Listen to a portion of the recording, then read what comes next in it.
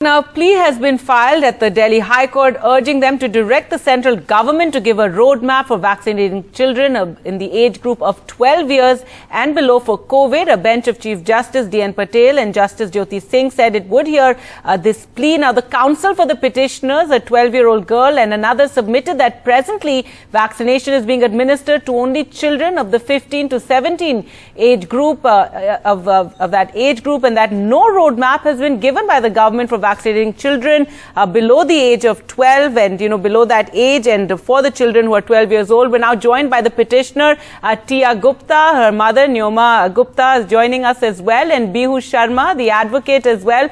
Tia, first to you, why did you feel this was very important and, to put this petition before the court? And is it because of the, amount of school you've missed in the last 2 years?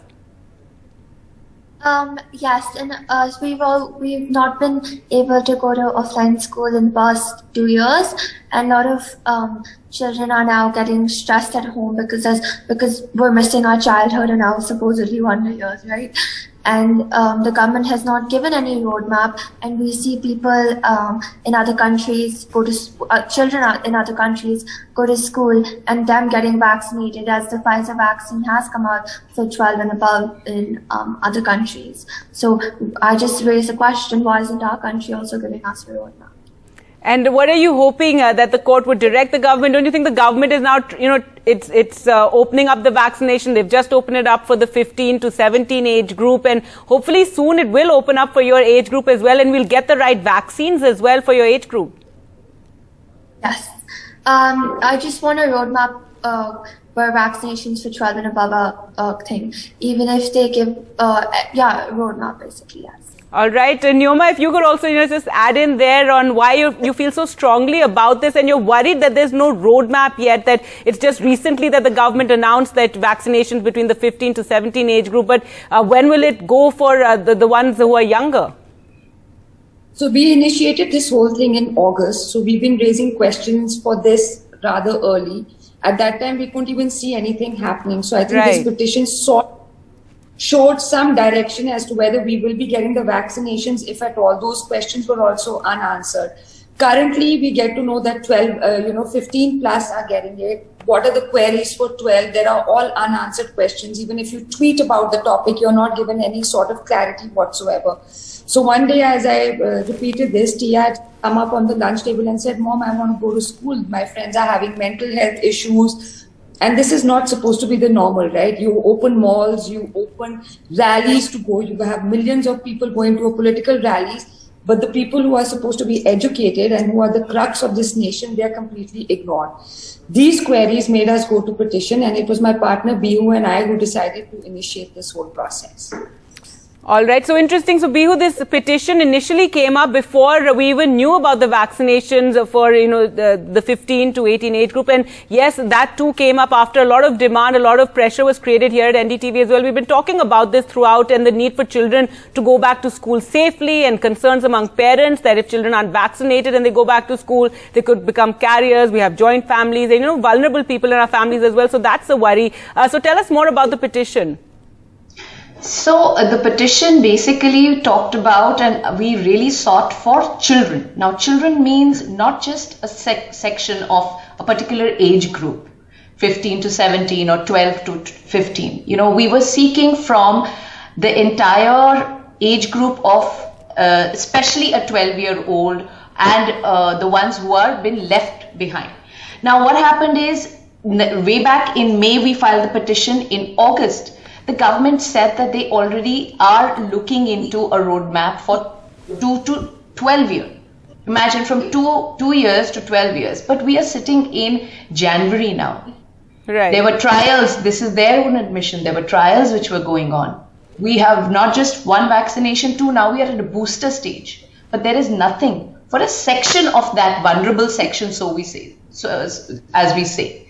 So we are just urging them, if they have looked at 15 to 17, we are very grateful, but at the same time, do not leave the rest of them who are also as vulnerable as the ones that you have seen. All right, and there's also been talk of how the priority right now has to be, getting a majority of the adults vaccinated. We're still nowhere near that target of the government to get a majority of adults vaccinated. Already they've opened it up for the 15 to 17 year age group. So do you think this is something, the government, clearly it has various challenges in, vaccinating everyone, given that we've still not been able to vaccinate a majority of the adults who've been eligible for this, since last year. It's been a year of vaccines. I think, because we have such a vast and large population, the challenge per se is not what age group, it's in totality the whole population. And we are a population of rather thick-skinned people who don't believe that we can get COVID easily because people tend to go without masks. The sense of civil discipline is a little low. Having said that, I feel everybody is a priority. This virus can hit anybody in any way, whether it's somebody who's in a vulnerable condition, somebody who might not know they're aware of some sort of underlying problem, or even a child. We don't know how Omicron's post-reaction is.